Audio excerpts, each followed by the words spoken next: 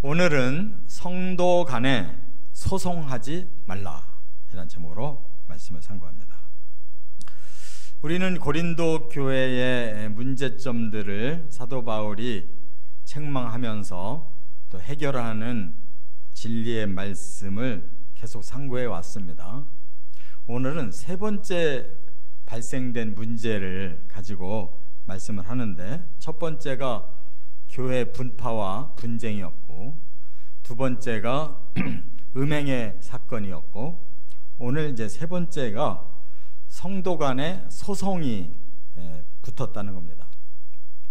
교회 내에서 성도 간에 다툼이 있다고 하는 것을 큰 문제로 여기는 게 아니라, 그건 있을 수 있는데 그 해결 방법을 세상 법정으로 가지고 나가서 소송이 걸렸다는 것을 사도 바울은 듣고 충격받았습니다. 요즘 같으면 전혀 충격될 일이 없어요. 하도 그런 일이 비일비재하고, 뭐 개교회에는 좀 그런 일이 적을지 모르지만 이 교단 내 상황을 보면 1년에도 막 수십 차례 소송 문제 때문에 계속 교단의 총무가 드나드는 걸 볼 수가 있어요. 뭐 각 교회에서도 뭐 개개인도 전부 교단에다가 그런 소송을 걸고 하기 때문에 참 가관이 아닙니다. 그런데 그 당시에 사도 바울에게는 이 고린도 교회에서 일어난 소송 문제가 너무 큰 충격이었어요. 왜냐하면 바울은 오직 하나님 중심으로 복음만 전하고 교회만 세웠던 아주 순수한 믿음으로 볼 때, 어찌 하나님의 구원받은 공동체가 하나님을 닮아가는 의로움과 선함과 거룩함이 점점 강화가 돼가지고 작은 천국을 이루어야 될 교회가 어찌 그런 문제 하나를 스스로 해결을 못해가지고 그게 세상 법정으로 나가야 되는지, 오히려 우리는 세상이 타락했다고 거기서 사람들을 구원시켜서 모든 악한 걸 다 제거하고 하나님의 백성을 만드는 교회라고 하는 공동체가 세상만도 못한 이런 상황이 됐는지, 이게 개탄스러웠다 그 말입니다. 그렇기 때문에 바로 이러한 문제의식이 올바른 겁니다. 사도 바울이 충격을 받는 게 올바른 거예요. 지금은 그런 충격이 없고 비일비재하게 일어난다는 것은 그만큼 교회가 타락했다는 증거고, 하나님의 진리의 말씀이 땅바닥에 떨어졌다는 증거입니다.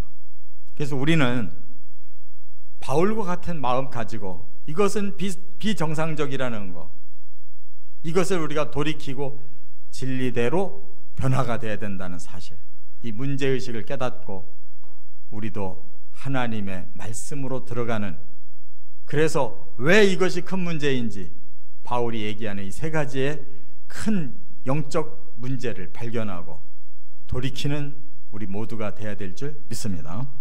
첫째, 1절부터 3절에 보면 스스로 고귀한 자격을 상실하는 것이다 이렇게 말씀하고 있어요. 한번 2절을 같이 읽어보겠습니다. 성도가 세상을 판단할 것을 너희가 알지 못하느냐? 세상도 너희에게 판단을 받겠거든 지극히 작은 일 판단하기를 감당하지 못하겠느냐? 바울의 이 말은 지금 현재를 말하는 게 아니고, 우리가 하나님 앞에 구원을 받고 하나님이 주시는 그 의와 선과 거룩함으로 점점 성화가 되면 나중에 하나님 나라에 들어가서 하나님의 백성들이 어느 정도로 고귀한 존재가 되는지를 여기서 설명하는 거예요. 우리는 세상을 판단할 수 있다. 세상도 너희들에게 판단을 받지 않겠냐? 그런데 어찌 지극히 작은 일 판단하는 거 하나도 교회 안에서 감당을 못하고 있느냐? 이런 지적이거든요. 지금 현재 완벽하다는 뜻이 아닙니다. 우리는 완전함을 향해서 가고 있는 비전 공동체고 거룩한 하나님의 공동체의 일원인데, 여기서부터 뭔가 우리가 더 새롭게 변화될지언정 오히려 불의하고 악하고 그리고 불결하고 타락한 그 세상 속으로 우리가 성도의 문제를 가지고 가서 거기서 해결받겠다고 하는 것이 얼마나 스스로 존귀한 이 직분, 이 자격을 스스로 내려놓고 없애버리는 거 아니냐, 이렇게 말을 하고 있어요. 그래서 심지어는 3절에 이렇게 말을 합니다. 우리가 천사를 판단하는 것을 너희가 알지 못하느냐. 이거 생각해 봤습니까? 우리는 그저 예수 믿고 구원 받았고, 그리고 세상에서도 복 받고 잘 살다가 그냥 천국에 거저 쑥 들어갔으면 좋겠잖아요. 그 정도 소원을 가지고 믿는데, 실제로 그 나라에 가보니까 우리를 그 정도로 하나님이 예우하는 게 아니라는 거예요.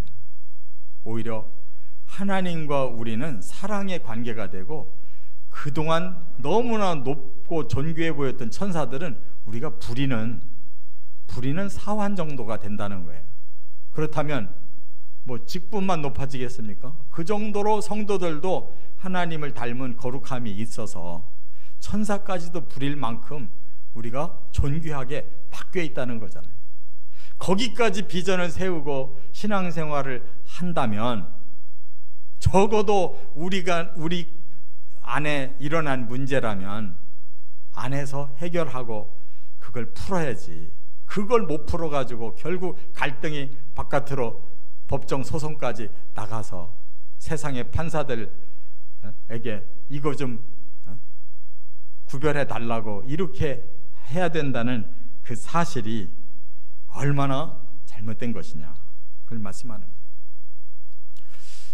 마태복음 19장에 보면 이런 참 우리가 한 번쯤 생각해 봐야 될 말씀이 나오는데, 예수님 앞에 베드로가 하루는 질문을 했어요. 마태복음 19장 27절에 이런 질문입니다. 보소서, 우리가 모든 걸 버리고 주를 따라 싸운데 그런즉 우리가 무엇을 얻으리까? 이렇게 예수님께 물어봤어요. 참 베드로도 항상 보면 담대해요. 근데 조금 너무 깊이 생각을 못하고 말하는 게 문제인 것 같아. 자기가 뭘 얼마나 대단히 헌신했다고, 우리가 모든 걸 버리고 주님께 이렇게 헌신을 했는데 그 보상이 뭡니까? 이렇게 담대하게 물어본 거예요. 근데 참 예수님도 참 대단하신 분이에요. 그 대답이 책망을 해도 부족할 것 같은데 뭐라고 대답하셨냐면, 여기 마태복음 19장 28절에 예수께서 이르시되 내가 진실로 너희에게 이르노니 세상이 새롭게 되어 인자가 자기 영광의 보좌에 앉을 때에 나를 따르는 너희도 12 보좌에 앉아 이스라엘 12지파를 심판하리라. 아니 너무 아주 상상도 못한 말씀을 해가지고 뭐 혼란이 올 정도예요.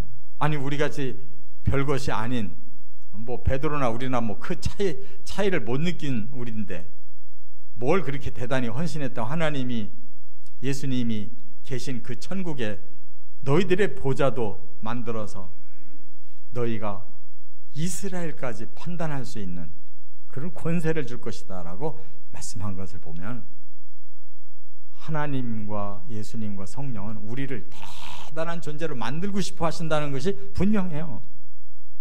그렇다면 적어도 우리도 현재는 그 정도 못했어도 비전을 그렇게 세우고 점점 더 하나님을 닮아감으로 더 의로워지고 더 선해지고 더 거룩해져야 될진데 어찌 우리 간에 있는 문제 하나를 해결 못해가지고 교회 바깥으로 가져가서 해결하려고 하냐, 그 말이에요.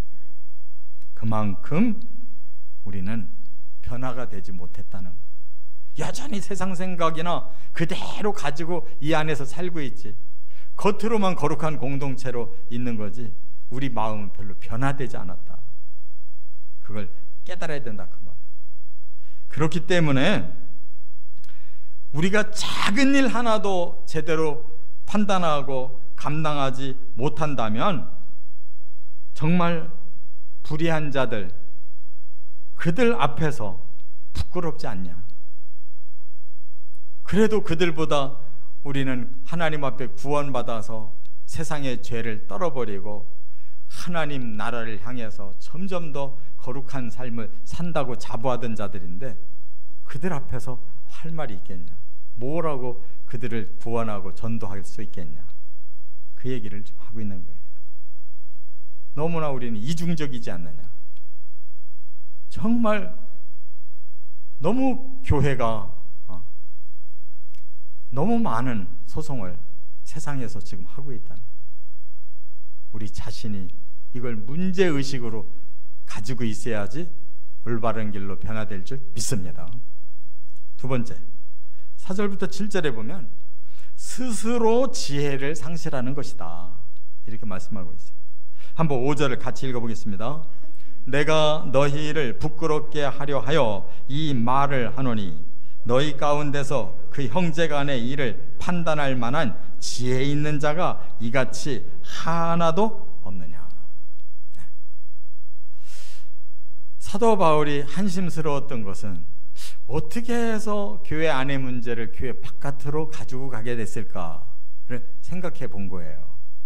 그랬더니 세상은 어차피 타락해서 불의가 천지고 악이 천지고 더러움이 천지라는 것은 모두가 다 인정하고 있는데 그 속에서 그나마 판사들이 정의감을 가지고 뭔가 남들보다는 더 탁월해서 그들이 이렇게 사람들을 판단해 주는 그런 정도를 가지고 있다면 그들보다는 훨씬 교회 안에 지도자나 성도들 중에 탁월한 사람들은 훨씬 지혜가 있을 것으로 우리가 그리스도인으로서 그렇게 믿고 있지 않냐 그 말이에요.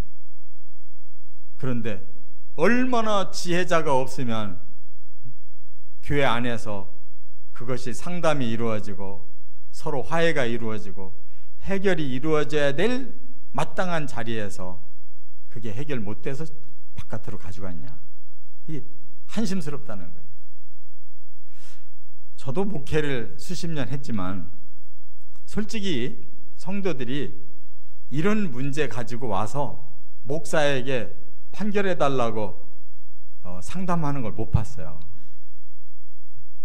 목회자들이 신임을 못 얻어요. 그리고 간혹 목사님한테 얘기 잘못했다가는 그게 다 퍼져. 이런 것이 또 비일비재해요. 비밀 얘기했다가 다 퍼진다는 거예요. 그런 목회자들하고 신자들이 함께 신앙생활하기도 얼마나 괴로울까. 참 부끄러워요. 아무튼 교회가 언제부터인지는 모르겠으나 세상 일은 세상대로, 교회 일은 교회대로 안에서지 이게 함께가 아니라는 사실이에요. 그만큼 타락한 교회 속에서 우리가 살고 있는 거예요. 이 속에서 진짜 지혜가 있는 분이 있다면 그걸 능히 해결해 줘야만 마땅한데 그 지혜가 없다는 것은 사실은 하나님의 지혜를 알기만 할 뿐 하나도 그것을 적용시키지 못하고 살고 있다는 거예요. 하나님의 그 지혜가 얼마나 대단한가는 우리가 진리의 말씀을 보면 알잖아요. 그 진리가 해결 못하는 일을 세상이 어떻게 해결하겠어요. 우리는 항상 하나님의 진리는 완전합니다 하면서도 그 진리를 매일 배우고 매일 먹으면서도 사실은 그 하나도 해결 못하는 그런 미련덩어리라 그 말이에요.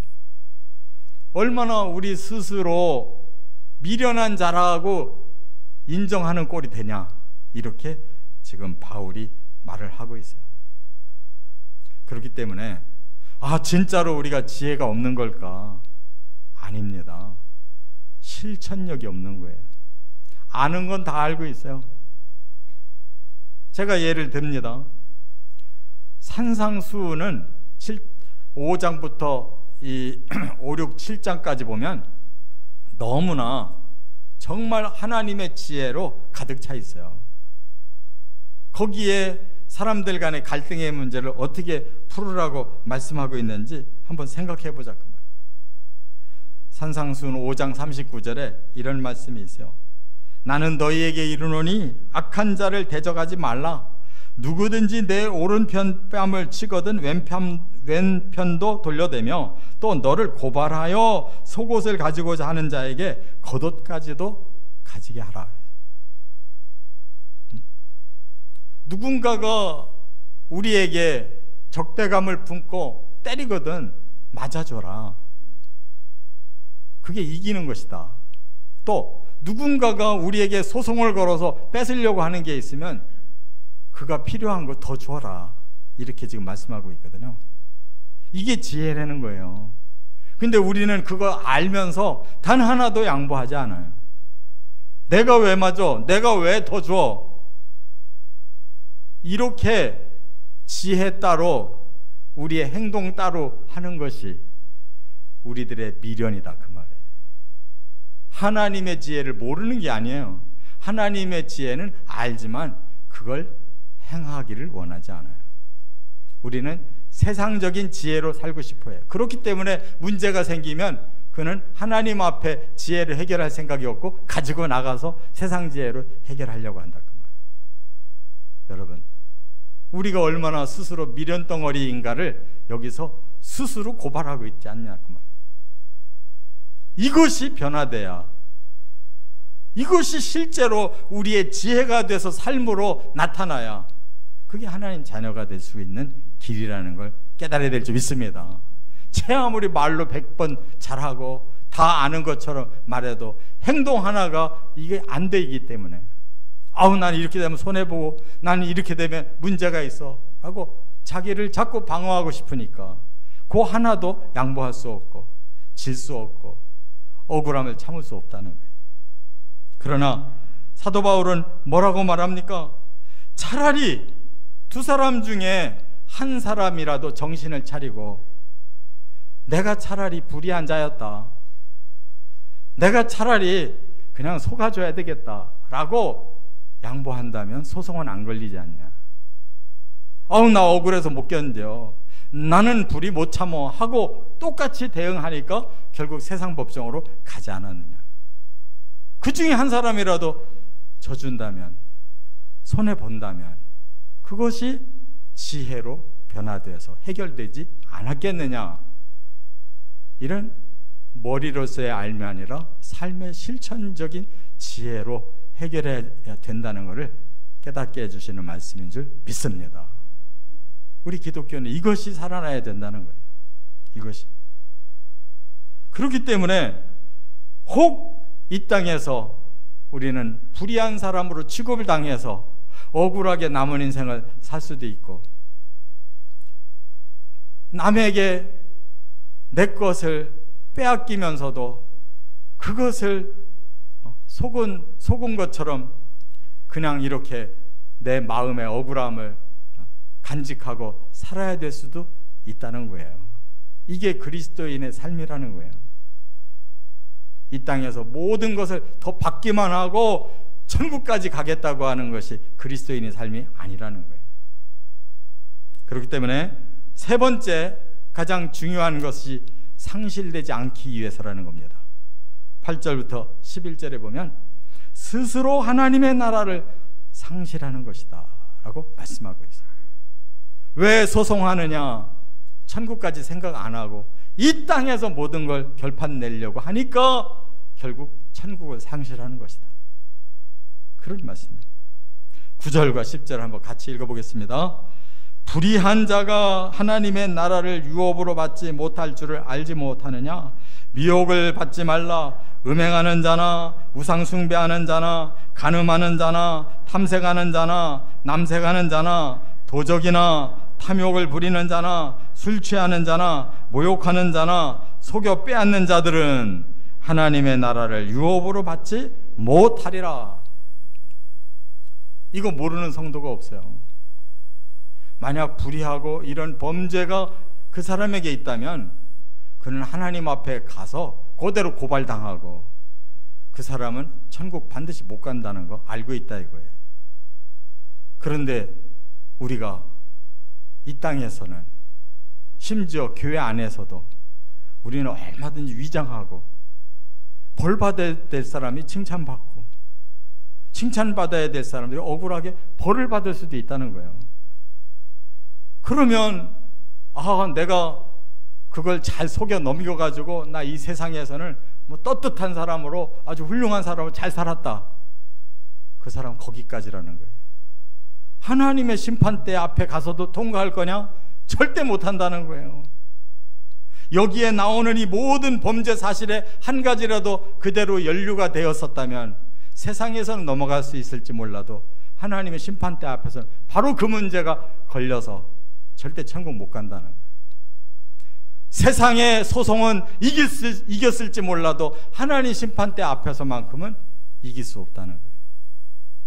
그러나 하나님의 지혜로 이 땅에서 내가 손해받고 억울하게 살았고, 그리고 내가 진리대로 살으려고, 영적 지혜로 살으려고 세상에 미련한 사람처럼 나를 취급당하며 남은 생을 살았다 할지라도 그 기간이 끝나고 하나님 앞에 갔더니 네가 의로운 사람이었다, 네가 오히려 손해를 봤구나, 하나님이 다 아시고 그에게 보상을 주셔서 천국의 아버지 하나님의 유업을 우리에게 주신다는 것이에요.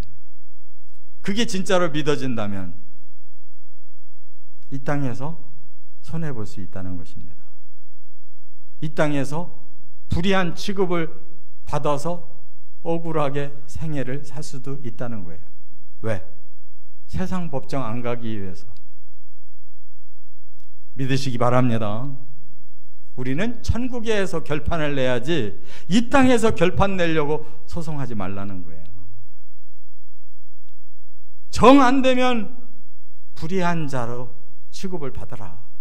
정 안 되면 속은 자로 네가 어리석고 져라 라고 말씀하고 있는 거예요. 그 억울함을 풀려다가 네가 그 진실이 아니라면 천국에서 다 발각될 것이다. 그래서 천국은 계시록 22장 11절 12절에 보면 분명하게 이렇게 말씀을 했어요. 의로운 자는 그대로 의를 행하라, 거룩한 자는 그대로 거룩을 행하라. 여기서 뭐라고 말씀하는지를 잘 깨달아야 돼요. 네가 의로운 삶을 살기로 결단했다면 계속 네 자신의 의를 추구하며 가라. 네가 거룩한 삶을 네가 결정했다면 계속 거룩한 삶만을 계속 쫓아가라. 그거 가지고 이 땅에서 증명하려고 하지 말라는 거예요. 그러면 하나님이 내가 속히 오리니 내가 줄 상이 내게 있기에 너가 행한 대로 갚아줄게. 이렇게 계시록 22장 마지막에 그 말씀을 하고 있어요. 그것까지 믿어지고 참아질 수 있는 사람이 그리스도인이라는 거예요. 그리고 마지막 말씀이 중요해요. 뭐라고 했습니까? 마지막 말씀이 여기 11절에 너희 중 이와 같은 자들이 있더니 주 예수 그리스도의 이름과 우리 하나님의 성령 안에서 씻음과 거룩함과 의롭다 하심을 받았느니라 그랬어요. 여러분, 우리가 처음 그리스도인이 됐을 때 다 불의한 자들이었고 다 악한 자들이었고 다 더러운 자들이었습니다. 그러다가 우리가 예수의 십자가를 만나고 그 십자가에 다 죄를 씻고 의롭다함을 받은 자들로 시작한 거예요. 그런데 살다 보니까 이것이 진짜로 의가 아닌 가짜 의를 내세우고 싶어서 소송도 할 수 있는 거예요. 그것이 억울하다고 반드시 이 소송을 통해 밝히고도 싶은 거예요. 그러나 그 방법이 아니고 진정한 그리스도인의 소송 방법은 예수의 십자가 앞에 다시 우리의 진심을 내놓는 것이다. 죄가 있다면 너나 나나 같이 회개하고 예수님의 보혈로 씻음받고 성령의 거룩히 하심을 다시 받아서 서로 화해하는 것이, 그게 예수님 앞에서의 소송이다. 믿으시기 바랍니다.